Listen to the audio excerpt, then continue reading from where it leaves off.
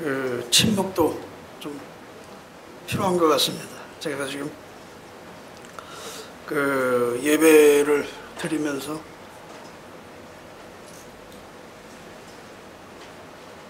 천국은 그 어떤 모습일까?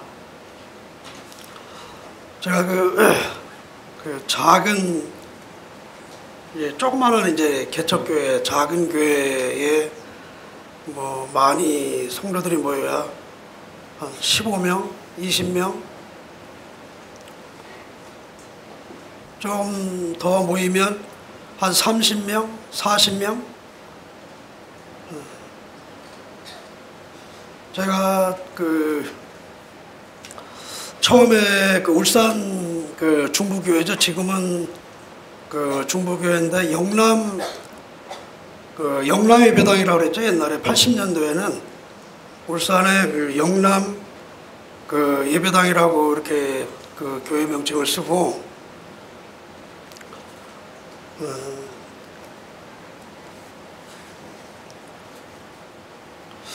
그 3, 4년 정도만 아마 그 좀 한 100여 명 그 성도님들과 함께 예배를 드리고 난 후에 거의 한 30년 그 넘는 시간 동안에 한 3, 40명 정도 모이는 교회에서만 30년을 이제 보낸 거죠. 제가 그 찬송가 그 가사에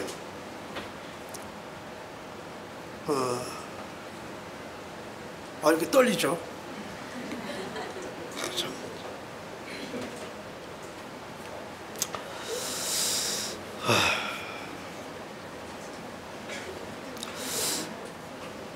조금 그 목소리가 좀 좋았으면 좋았는데 제가 참 이 처음에 말씀을 한 5분 정도가 참 힘들어요.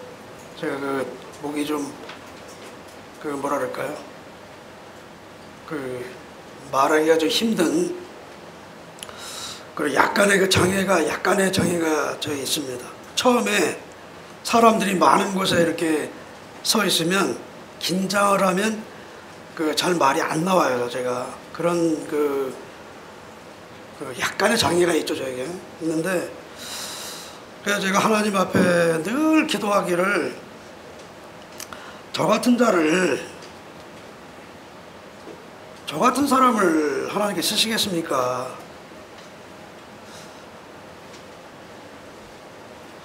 그래도 청중에 하나님 말씀을 전하려면 그 뭐 깨꼬리 같지는 않더라도 조금 좀 그 좋은 목소리면 얼마나 좋았을까 마음에. 그래서 안 하려고 이 단상에서 말씀을 안 전하려고 무진 애를 쓰고 이렇게 그 제가 한 10여 년 동안을 그렇게 살았던 것 같아요. 구원받고 나서. 근데 하나님께서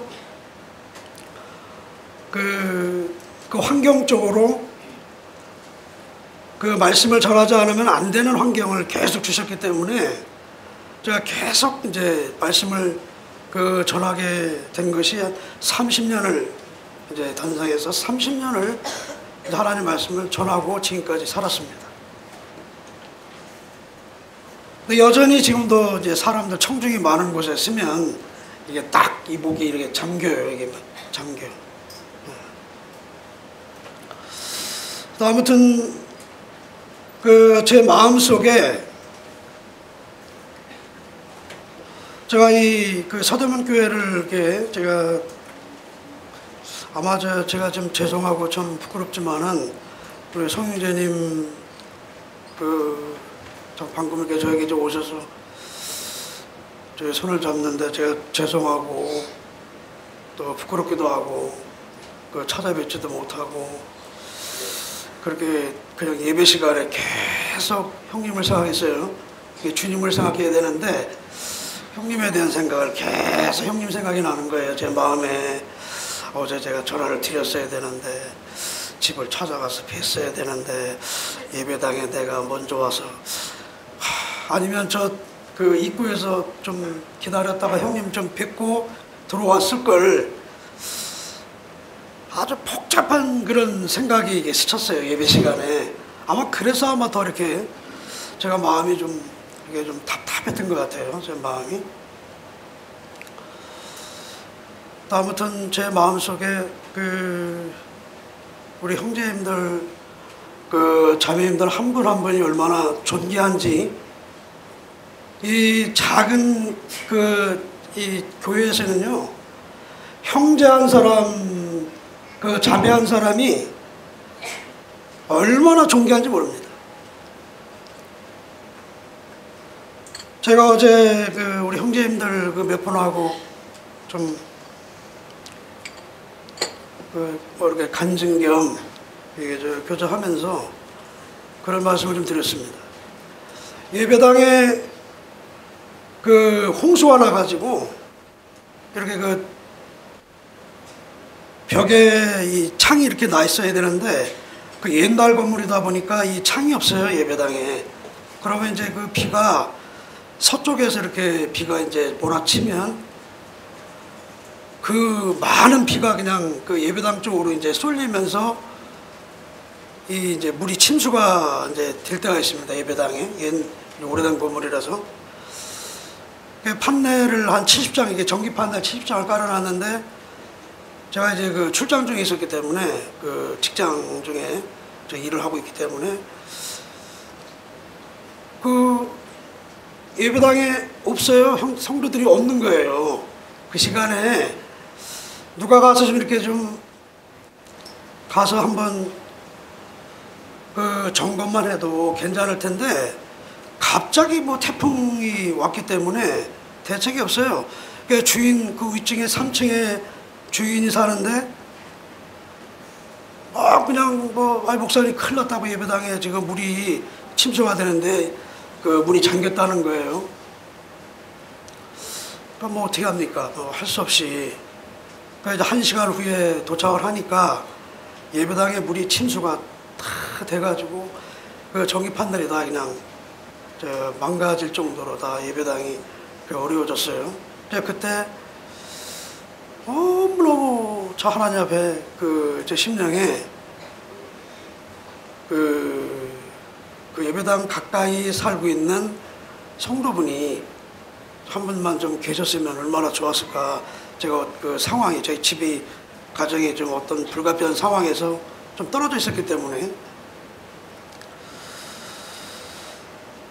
그때 이제 정말 마음에 형제 한 사람, 자매 한 사람, 아니 교회에 좀 가까이 살고 있는 성도 한 분만, 아니면 구두자라도 계셨으면 도움을 청할 수 있을 텐데 그러지 못한 거죠. 그런 어떤 상황에 처할 때마다 이 형제 한 분, 자매 한 분 얼마나 존귀한지 모릅니다. 저희 수양회를 하는 것 같아요. 제가 이렇게 딱 매주 서대문 교회는 수양회를 하는 것 같아요. 이런 성도님들이 이제 여러 계신 곳에서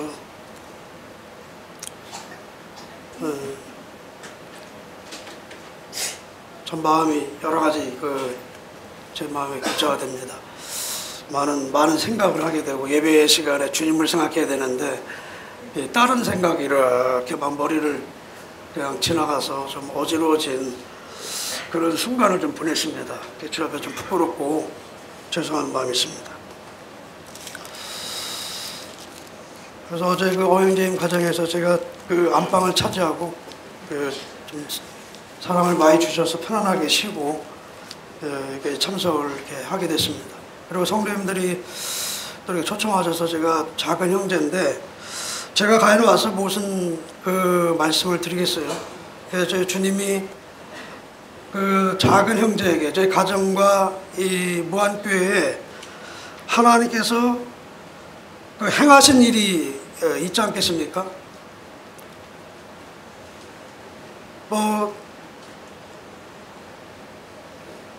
눈에 보이는 성도들이야 보잘것없고 작지만, 하나님은 위대하시고 또 높으시고, 또 주님의 돌아보심은 세상은 크고 작고 어떤 뭐 차이가 있겠지만 우리의 그 구세주이신 또 구원자이신 또 우리의 주 되신 예수님께서는 연약한 자, 또 적은 무리, 또 그 마음속에 하나님을 향한 그 무지하고 어리석은 그런 마음이, 그 심령에 그 낮아진 그 마음이, 아주 낮아진 그 마음에 놓여져 있는 그 형제 자매의 그 마음 속에, 그가 낮아지면 낮아질수록, 연약하면 연약할수록 하나님의 그 위대하심은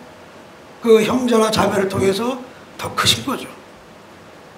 더 크게 나타나시고 더 위대하십니다. 또 그가 하나님을 그 경험할 때 그가 체험하는 하나님은 아마 훨씬 더 많은 그런 깊이와 생각을 아마 갖게 될 것으로 제가 생각을 합니다. 그래서 제가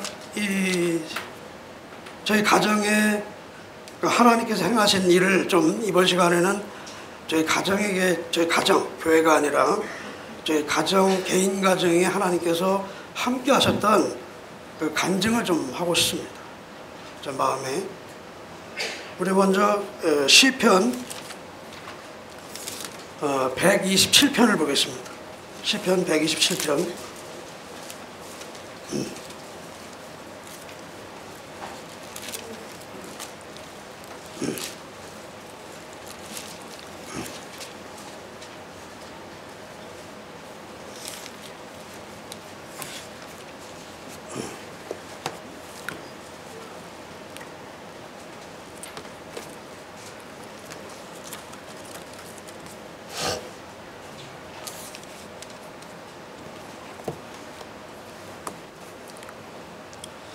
시편 127편을 같이 한번 제가 읽어드리겠습니다. 여호와께서 집을 세우지 아니하시면 세우는 자의 수고가 헛되며 여호와께서 성을 지키지 아니하시면 파수꾼의 깨어있음이 헛되도다. 너희가 일찍이 일어나고 늦게 누우며 수고의 떡을 먹음이 헛되도다. 그러므로 여호와께서 그의 사랑하시는 자에게 잠을 주시는도다. 보라, 자식들은 여호와의 기업이요 태 열매는 그의 상급이로다.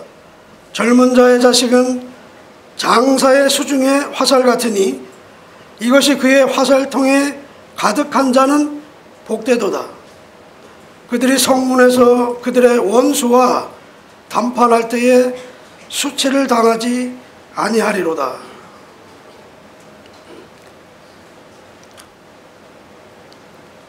그 4절에 3절에 보라, 자식들은 여호와의 기업이요 태의 열매는 그의 상급이로다.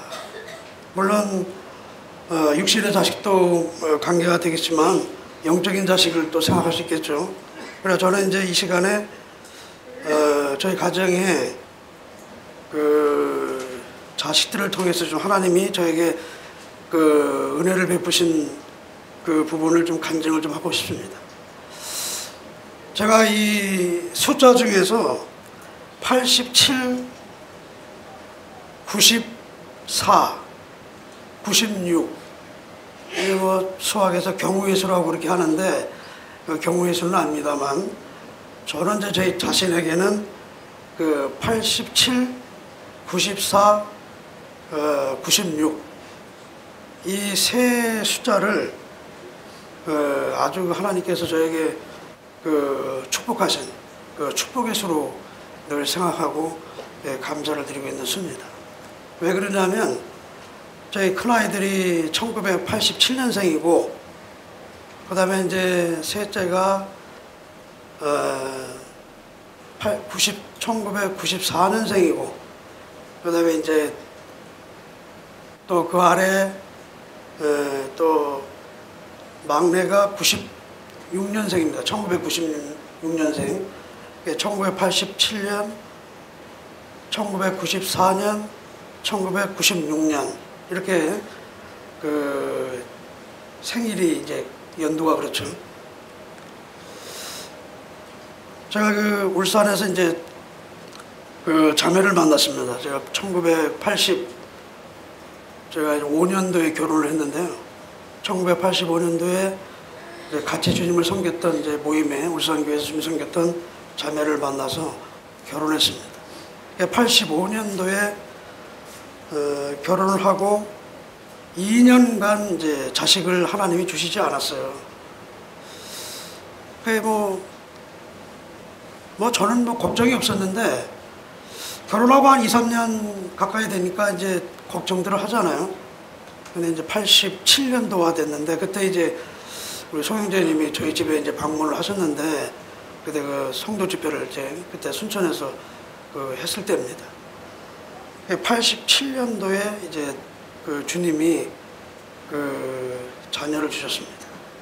근데 지금도 제가 그 우리 그 처음에 그 자식을 낳을 때 그 큰아들들을 줄 때 저희가 그 집에 새방살이를 그 당시 하고 있었는데 하나님께서 그 새를 살고 있는 그 집안에 한 자매를 붙였습니다. 그래서 그 구두자를 만나서 하나님께서 이 복음을 듣게 해서 자매가 됐죠. 구원받았습니다. 그 같은 새를 살던 한 그 주인 집안에 같이 살다가 요 벽을 하나 두고 살던 이제 그 아주머니가 복음을 듣고 이제 구원을 받았어요. 그 순천에 지금 자매가 지금 주님을 잘 섬기고 있는데 자매가 이제 그 임신을 이제 하고 나서 이게 좀 그 당시에 병원을 자주 못 가잖아요. 그때는. 근데 이게 좀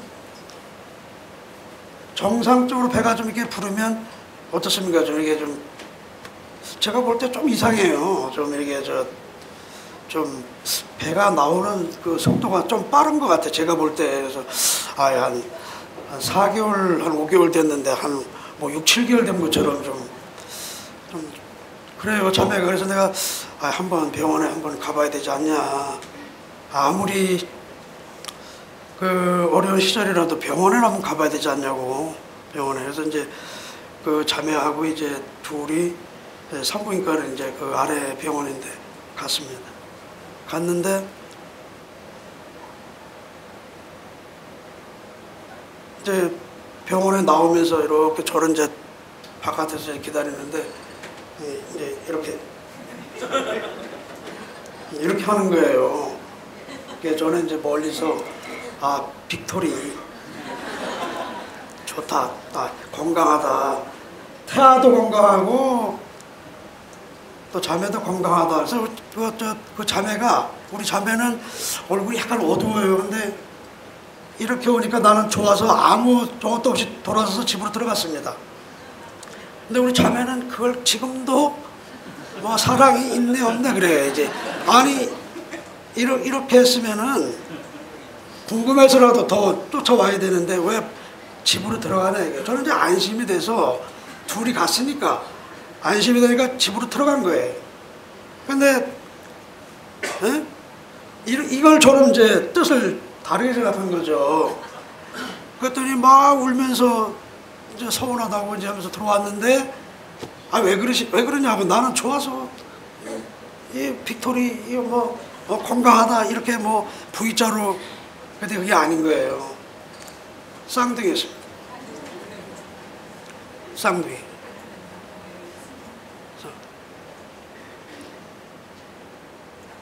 그때는 그 계속 나라에서 그랬잖아요. 둘도 많고 하나만 낳자 하던 시절입니다. 그때가 제가 결혼 딱 했는데 저희 선배들은 그래도 둘까지는 얘기를 했어요. 저희 선배들은. 근데 저희 딱 결혼하니까 둘도 많대요. 둘도 많고 하나만 낳자는 거예요. 하나만. 지금 이제 어떻습니까? 지금 산하정책이 지금 얼마나 잘못된지를 지금 아주 땅을 치고 후회하잖아요. 지금. 그 둘을 이제 그것도 이제 딸을 낳은 것도 아니고 아들 둘을 낳았어요. 그러니까 아들 둘을 낳았으니까 이제 예비군 훈련만 가면 이제 아주 그 보건소에서 쫓아오잖아요. 하라고. 예? 아이 저 둘인데 해야 된다 이거예요. 훈련만 하면 그러는 거예요. 한 번은 이제 하도 그래서 차를 타고 쫓아갔습니다. 차를 타고 가다가 중간쯤 가는데 이건 아닌 것 같아요. 도저히 이건 아닌 것 같아요. 왜냐하면 저희 장모님이 꿈을 꿨는데 돼지우리에 뭐 5마리가 있더라고요. 우리 장모님이 갑자기 그러셔서 야 너희들은 자식이 많은가 보다.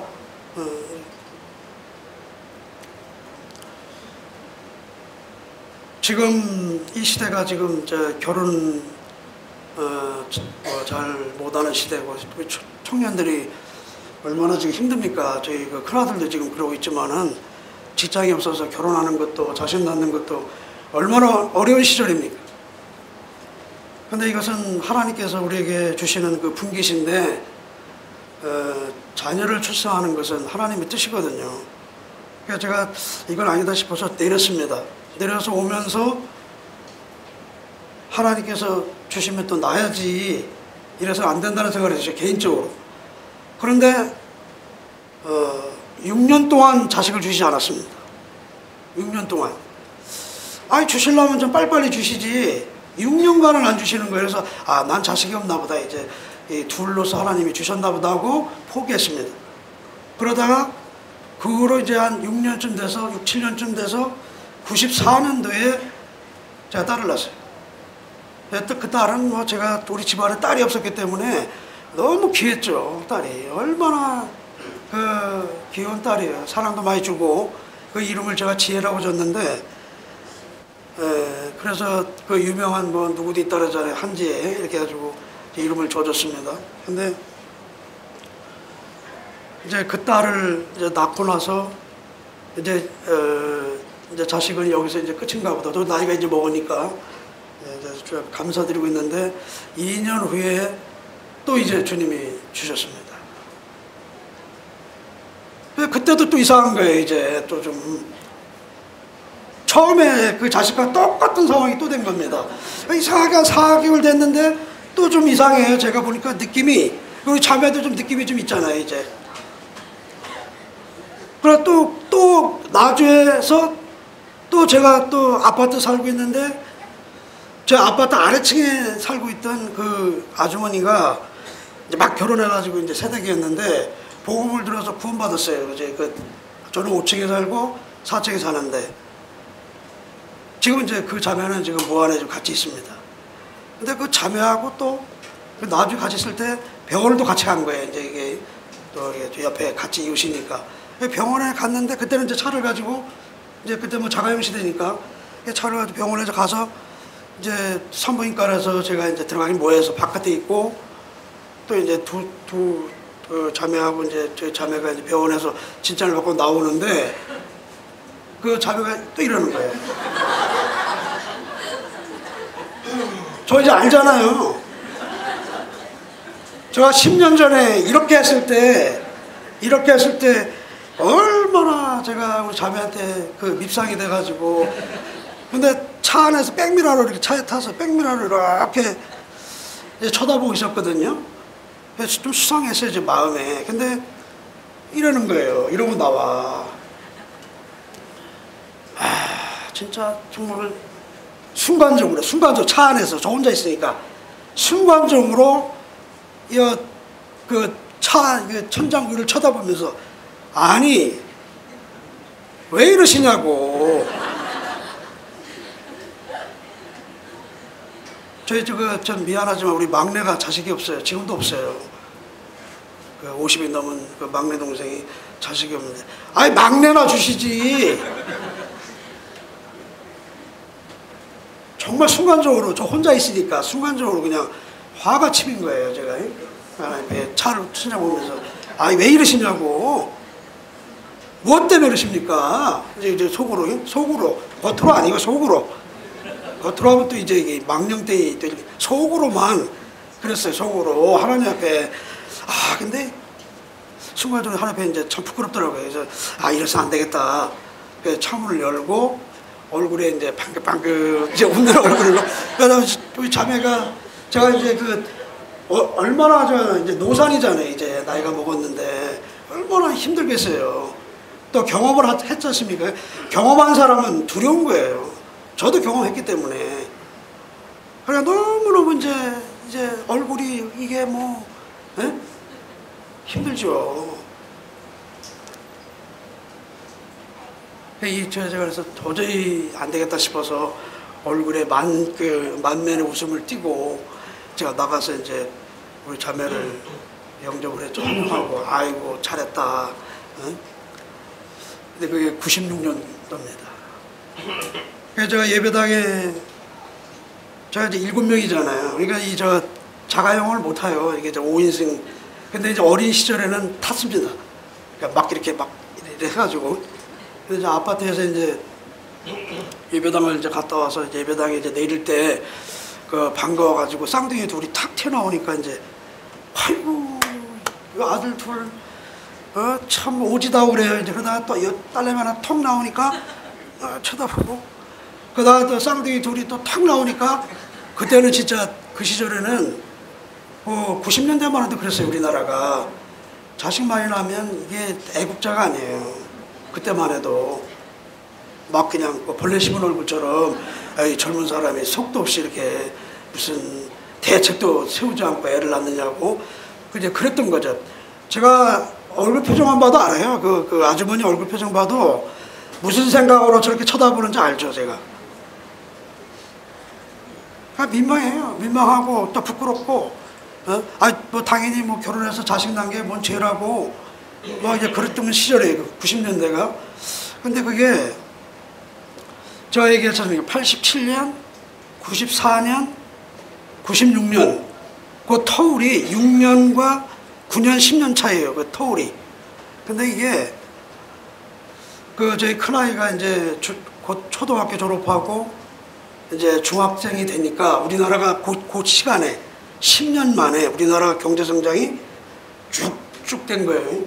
그래가지고 10년이 돼서 이제 15년 되니까 우리 큰아이들이 이제 중학교를 이제 들어가고 고등학교를 들어가게 된 거예요. 들어왔는데 시대가 바뀌었습니다. 우리나라 시대가 바뀌었어요. 또 잘 살게 된 거죠. 그리고 이제 점점 생각이 바뀌었어요. 이제는 자식이 많을수록 우리 경산 어디입니까 황산 우리 김석경 선생님 뭐 13명 나서 텔레비도 나왔지 않습니까? 우리 엄영재님 보면 맨날 한영재가 자식을 낳기 시작하면 석태는 아무것도 아니라고 맨날 저만 만나요. 둘 하나 나면 뭐 석태 금방 따라잡는다고. 한영재 뭐 하냐고 둘 하나 빨리 따라잡지. 이제 그게 저를 만나면 하는 의로입니다. 그게 자기 딸 고생시키는 사위를 향한 핀잔이고 저를 향해서는 이제 의로차 얘기를 하시는 건데. 그 고등학교 이제 들어가니까 선생님이 우리 큰아이한테 뭐 이렇게 뭘 하나 떼오라고 이제 그런 거예요. 떼오라 했더니 동생들이 셋이 나란히 있고 또 쌍둥이니까 또 같은 반에 있잖아요. 선생님이 쌍둥이니까 야 너희들 쌍둥이냐 그랬더니 또 있냐 동생들이 또 있냐 이렇게 된 거예요. 있습니다. 그랬더니 어떻게 되냐 그랬더니 이제 여동생이 하나 있고 또 쌍둥이가 또 둘이 또 있다고 이제 그런 거예요. 그랬더니 이제 등본을 떼오라고 그러더라고요. 등본을 떼오라더니 왜 그런가 했더니 나라가 바뀐 거예요. 시대가 바뀐 거예요. 학교에서도. 그래서 이제 고등학교 때부터 이제 돈 한 푼도 이제 학교에 이제 돈 갖다 주지 않고 아이고 야 너 아버지 직업이 뭐냐 이러니까 이제 교회에서 조그마한 교회에서 이제 목회합니다. 그러니까 이제 더군다나 더 이제 신경을 쓰잖아요. 찾아오셨더라고요. 선생님 찾아오셔가지고 와서 이제 그 당시에는 이제 뭐 예배당에 살았으니까요.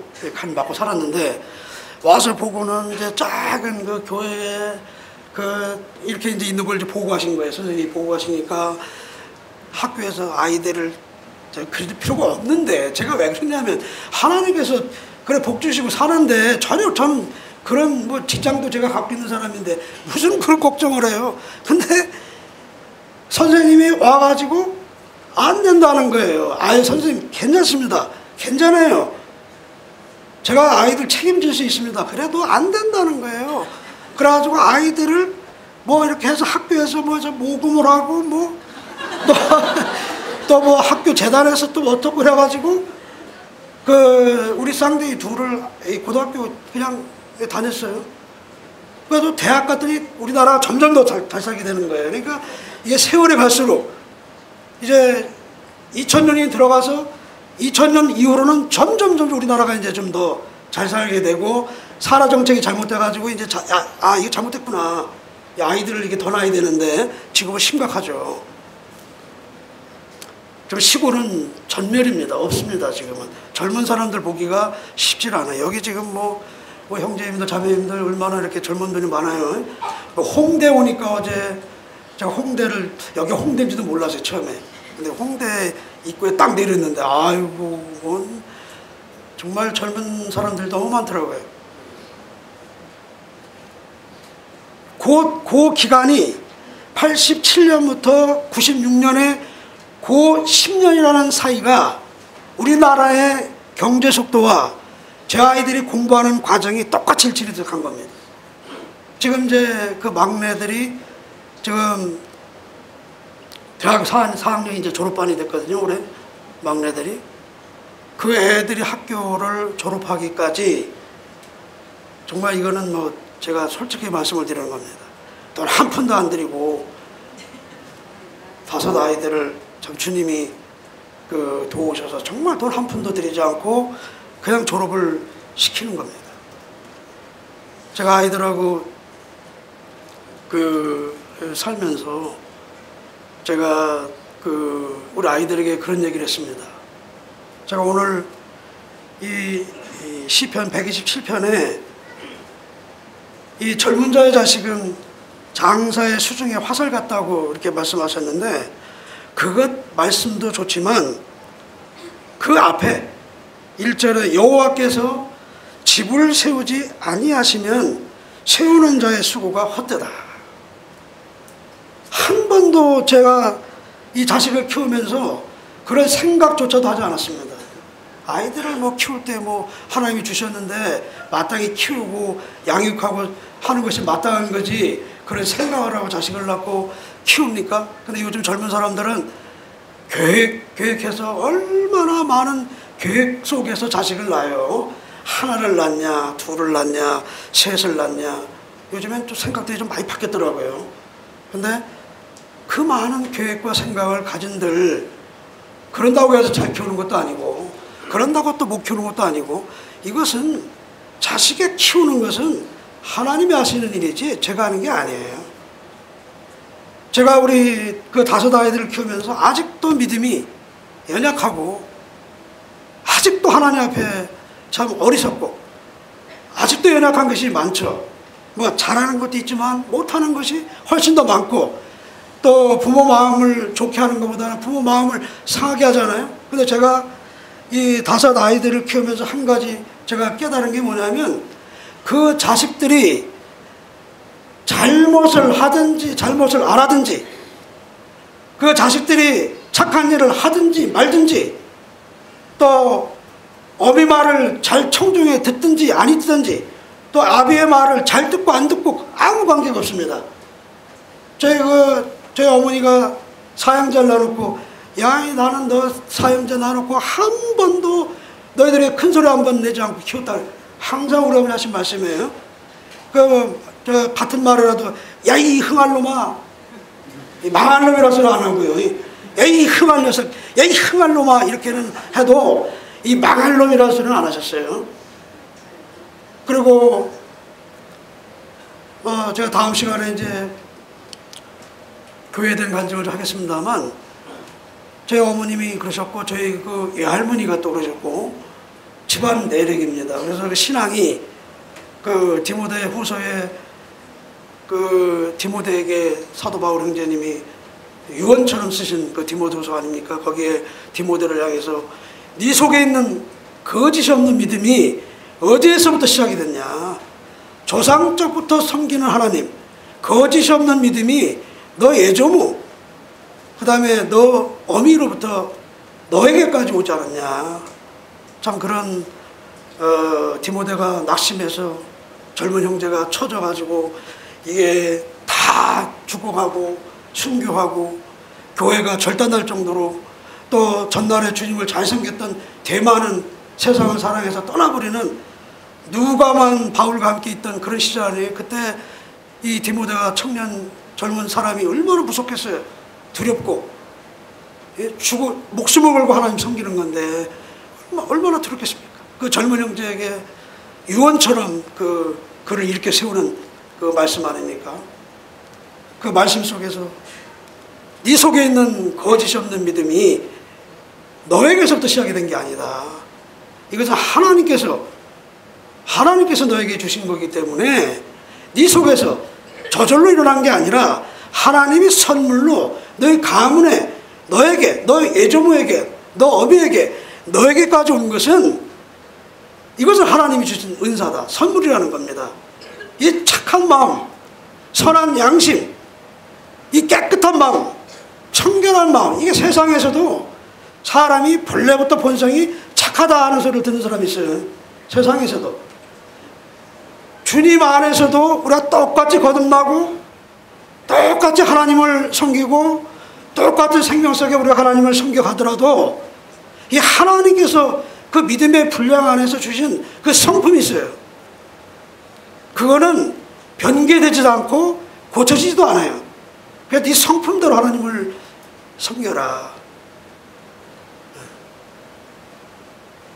그 청결한 양심이라는 것은 이 하나님이 주신 겁니다. 제가 5 아이들을 제가 키우면서 아비 마음에 단 1%, 단 한 토록도 자식들을 향해서 미워하는 마음이 있는가? 저희 부모님이 항상 그랬습니다.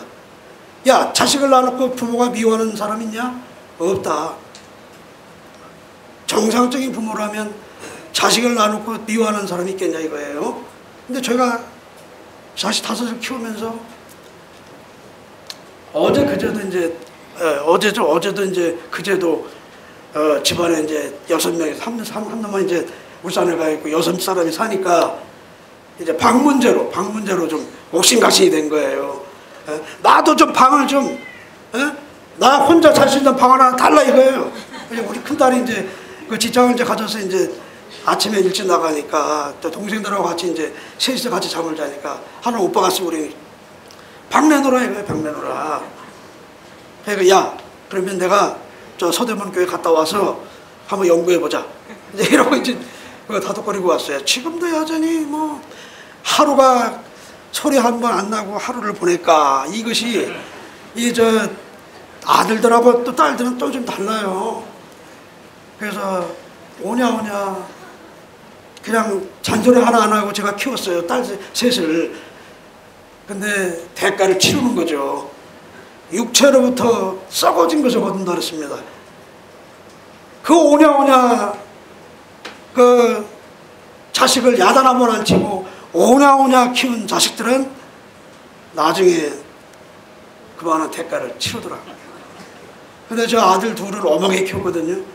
이렇게 있다가 눈 한 번만 이렇게 하면 그냥 딱 수습을 해요. 아버지가 좀 화나셨구나 하는 것만 눈빛만 봐도 알거든요. 그러면 나 쳐다보면 벌써 아버지 제가 말을 잘못했습니다. 이게 나오는데 우리 딸들은 안 그럽니다.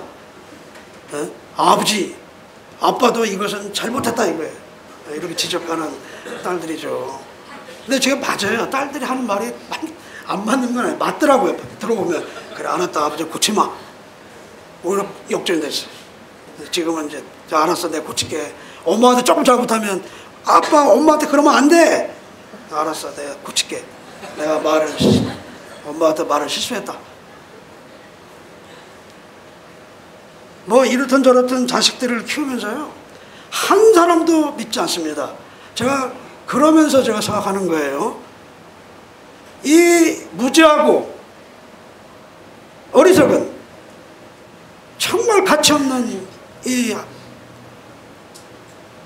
저 같은 사람도 자식을 낳아놓고 자식을 미워하지 않습니다. 그 그 허물이나 또 그가 잘됨이나 또 공부를 좀 잘하고 못하고 뭐 여러 상황이잖아요. 자식이 다 똑같이 잘되면 얼마나 좋아요. 이게 뭐 그냥 중구난방이죠. 그런 상황 속에서도 자식들이 잘하고 못하고 공부를 잘하고 못하고 뭐 건강하고 안 건강하고 그런 거 상관없이 자식을 향해서 사랑하는 마음이 부모 마음이 일치되고 똑같잖아요. 제가 그래서 하나님께서 저를 바라보시는 하나님의 마음이 그럴 것이고, 또 여기 앉아 계신 우리 성도님들 한 사람 한 사람, 아 나는 왜 이럴까? 제가 오늘 여기 앉아서 여기 서서 단상했을 때마다 하나님 주님 나라 가면 나 꾀꼬리 같은 목소리 주시오. 나 좀 저 찬송도 좀 이쁘게 좀 드리고, 나 부활되는 날은 제가 뭐 앞으로 70을 더 살지 80을 더 살지, 이제 제가 딱 올해 60입니다. 그래서 이제 10년 20년을 이제 어떻게 잘 살까, 어떻게 주님 앞에 섰을 때, 주님 심판대 앞에 섰을 때 덜 책망받고 덜 좀 혼나고, 지금까지는 혼날 일이 너무너무 많은데 그냥 얼굴이 부끄러워가지고 주님 앞에 섰을 때 풀이요 또 나무떼기 같은 걸로 주렁주렁 달아서 그냥 불 한번 싹 스치면 없어지는 40년인데, 앞으로 20년 아니 10년 70이요 강건하면 80이라고 20년을 내가 아내 말 잘 듣고, 아내 말도 잘 들어야 됩니다. 지금 나이를 먹으니 자꾸 아내 말을 자꾸 청중을 왜 맞아요. 들어보면 가정사에서 여자들이, 여자가 뭡니까? 집을 세우는 겁니다.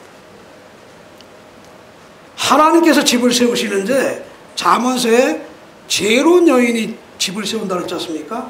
가만히 공평한 마음으로 들어봐도 제가 한 말보다는 우리 자매가 한 말이 맞아요. 실생활 속에서 맞습니다. 물론 교회 영적인 부분에서야 뭐 약간의 그 차이가 있겠지만, 실제 가정사회에서는 아내의 그 말이 훨씬, 그래서 지혜로운 여인이라는 겁니다. 우리 형제님들 주님 앞에 살아가면서 30대 때 결혼해서 30대 때는 조금 좀 이렇게 좀 받기도 하지만 40대 돼서는 조금 좀 더 꺾이고, 50대에서 더 꺾이고 더 꺾여서 자매 말을 좀 들어야 됩니다. 가정 안에서 자식이든 뭐든, 물론 교회 일을 영적으로 뭐 이런 얘기를 하는 게 아니라 그런다고 생각을 해요. 제가 그 40분까지만 하겠습니다. 제가 제 마음에 한 가지 분명히 아는 것은, 이 교회도 똑같은 한 가정입니다. 저 다음 시간에 이제 교회에 대한 얘기 좀 하고 싶어서 말미를 좀 합니다. 교회도 똑같습니다. 교회도 우리가 주님을 좀 먼저 섬겼든지, 또 은사가 또 주님이 주신 선물로 은사를 주셨든지, 하나님을 섬기는 이런 시간이 길든지 짧든지, 우리가 한 가지 분명히 알 것은 성도들의 존귀함이에요. 정말 하나님께서 계속 제가 자식 5을 키우면서 누구에게 눈동자를, 누구에게 마음을 맞추는지 잘 섬기는, 잘 따라가는, 잘 살아가는 자식들은 심지어는 잊어버려요. 잊습니다. 만약에 제 눈에 없으면 잘 살아가는 자식은 잊어버려요. 근데 온통 이 부족한 자식에게 온통 마음이 있는 거예요. 예? 잠을 잘 때도, 일어날 때도. 제 큰딸이 좀 피부가 좀 안 좋아가지고 좀 많이 얼음을 당하고 있는데, 막 그냥 밥 먹기 전에 일어날 때 주여, 다른 건 몰라도 우리 딸 피부는 좀 좋게 해주십시오. 주여, 제가 이 교회 영혼들 좀 구원받게 해주십시오. 이게 먼저 나와야 되는데, 그게 먼저 나오지 않고 딱 눈에 뜨면은 딸내미가 눈에 보이니까 주여, 우리 딸내미 피부 좀 좋게 해주십시오. 이게 먼저 나와요. 이게 어쩔 수 없어요. 눈에 보이는 게 뭐 저라고, 안 보이는 하나님은 잠깐 잊는다고요. 잠깐 제쳐요. 근데 그러고 나서 아이고 주님 부끄럽습니다 이제 그러지만, 입에서 나오는 기도가 뭡니까? 눈에 보이는 연약한 힘든 자식에게 가는 겁니다. 똑같습니다. 하나님의 교회도 똑같습니다. 저는 이 말세 지말에, 이 말세 시대에 정말 형제 한 사람, 자매 한 사람이, 제가 어제도 우리 어영재한테 형제는 여기는 주차를 어떻게 합니까? 그랬더니 10몇만 원 주고 여기다가 저기 길 옆에다가 세우시더라고요. 그래서 뭐 한 달에 10몇만 원을 주고 구청에다 주고서 이렇게 세운대요. 다른 형제님들은 어떻습니까? 그랬더니 그냥 뭐 떼기도 하고 뭐 여기저기 오늘도 아마 그렇게 고생을 하고 오시지 않았겠어요? 지금은 80년대보다는 70년대, 60년대보다는 70년대, 70년대보다는 80년대, 80년대보다는 90년대입니다. 90년대보다는 2000년, 2000년대보다는 2010년대, 지금은 2018년, 19년 가고 있습니다. 이제 2020년 넘으면 정말 그때는 어떻게 될지 몰라요. 성도들의 마음이 얼마나 주님을 떠나가고 교회가 얼마나 무너지며 또 영혼들의 오늘도 그 형제님이 그 말씀하셨어요. 아브라함이 기도를 하는데 이제 그치는 이유가 뭐냐? 50에서 45에서 40, 30, 20, 10 하다가 나중에는 딱 멈춘 이유가 뭘까 하다가 뭐지 라디오를 들으시다가 이제 그 얘기를 하시는데 좀 동감이 되더라고요. 우리 한국의 지금 영적인 상태가 좀 어떻습니까? 점점 사람들이 하나님을 배척하면 배척하지 믿는 사람들의 수는 정말 적습니다. 제가 작은 데서 계속 뱅뱅뱅 돌면서 전도지 들고 다니면서 전도해보지만 정말 관심 없는 하나님을 찾는 사람 만나기가 정말 어렵습니다. 근데 이게 2020년이 되면 더 힘들어지는 겁니다. 우리나라는. 그런데 하나님의 교회에 구원받은 형제 자매들의 존귀함이라는 건 모든 일을 다 떠나서, 모든 은사를 다 떠나서, 또 그가 어떤 행위 속에 노인과 관계없이, 제가 제일 좋아하는 말씀, 주님께서 오실 때에 죄와 상관없이 두 번째 나타나시리라. 주님이 자기를 바라는 자들에게, 죄와 상관없이 자기를 바라는 자들에게 두 번째 나타나시리라. 그 강림하실 때에 오죽하면 그 말씀을 주셨을까 싶어요. 정말 죄와 상관없이, 주님을 섬기는 어떤 열매에 관계없이, 아무런 조건과 관계없이 정말 교회에 일요일날 예배를 드리고자 해서 애써서 오는 그 형제 자매 한 사람 한 사람의 존귀함이 그냥 스쳐 지나가는, 저도 지금 뭐 이렇게 벌써 300명 이렇게 뭐 400명 이렇게 되면요 잘 몰라요. 잘 모르겠어요. 지금도 아까 인사했는데 방금 인사했거든요. 근데 보니까 또 인사하는 것 같아서 아이고 형제님 이런데 보니까 아까 인사드렸습니다 그러더라고요. 이게 모르는 거예요. 그 정도로 이제 수가 이제 있으면 더 그러지 않습니까? 어떤 형제가, 어떤 자매가 조용히 왔다가 앉았다 가도 잘 모를 정도가 이제 되죠. 모임이 크다 보면. 그렇지만 하나님께서는 그 한 사람 한 사람을 다 보고 계신다는 겁니다. 그 성도들의 존귀함을 하나님께서 보고 계시는데 똑같다는 겁니다. 그래서 마지막 시대에 점점 시대가 악할수록 뭡니까? 미국의 대통령이, 그 사람은 좀 불순한 마음인 것 같아요. 정상들이 만날 때 손을 어떻게 잡는다래? 꽉 잡는데, 무슨 의도로 잡는지 모르겠어요. 나 힘 있다 이걸 보여주려고 그런지 모르겠지만 뭐 그런 의도로 잡아서 쓰겠어요. 그렇지만 참 일주일 동안 고생하고 이렇게 하나님의 예배드리러 온 그 형제자매 한 사람 만날 때에, 제가 구원받을 때도 그래서 구원받았거든요. 어떤 50대쯤 된 형제님이 저 고등학교 때 저한테 인사를 하는데 90도를 아이고 잘 오셨습니다 하고 인사를 하는데요. 제가 감리교회에 있었는데 교파교에서는 그런 걸 본 적이 없어요. 근데 이 교회에 와가지고 그 형제님이 절하는 거 보고서 여기는 좀 다르구나 하는 생각을 했어요. 여긴 진짜구나. 여긴 정말 믿는 사람들이 있나 보다. 그렇게 해서 이 모임을 이제 오게 됐는데, 아무튼 제 심령이 그렇습니다. 가정을 이루면서 자식을 키우면서 제 자식에 대해서 한 가지도 그 자식들의 흠을 안 보려고 합니다. 아니, 안 보려고 하는 게 아니라 안 봅니다. 안 봐요. 안 보려고 하는 게 아니라 안 봅니다. 그리고 아무 상관이 없습니다. 제 자식이 저를 향해서 삿대질을 하거나 말거나, 저를 향해서 뭐 이러고 저러고 하거나 착한 일을 하거나 말거나 아무 관계가 없어요. 애비 마음은 아무 관계가 없습니다. 한 가지도 믿지도 않고 한 가지도 그 자식들을 향해서 뒤로 물러가지 않아요. 그것이 주님 마음. 어떤 형제나 자매가 어떤 상황에 어떤 처지에 처했더라도 끝까지 그 형제 자매를 붙들고, 오늘 어떤 말씀 중에도 불 가운데서라도 건져내라 그런 말씀이 있는데, 그 형제 자매들을 향해서 끝까지 붙잡고 주님 오시는 날까지 같이 가는 이 끈끈한 이 사랑이 갈수록 시간이 흐를수록 더 이게 잡아채야 되는 거예요. 정말 이 양을, 목자가 양을 그 낭떠러지에서 그 잡아채듯이 지금은 그 강도가 훨씬 더 강해야 된다고 생각을 합니다. 저 자신이, 제가 그 모친 한 사람을 두고, 저도 지금 이 무안에서 있습니다만, 그 모친이 2시간 거리에서 차를 타고 예배를 드리러 오거든요. 근데 제가 오고 갈 때 이렇게 했는데 도저히 그게 안 돼서, 오실 때는 버스를 타고 오십시오, 갈 때는 제가 모셔드리겠습니다. 그래서 그 모친이 한 분 계신데, 그 모친이 그래요. 형제님, 저를 놔버리세요. 저를 놓으시라고.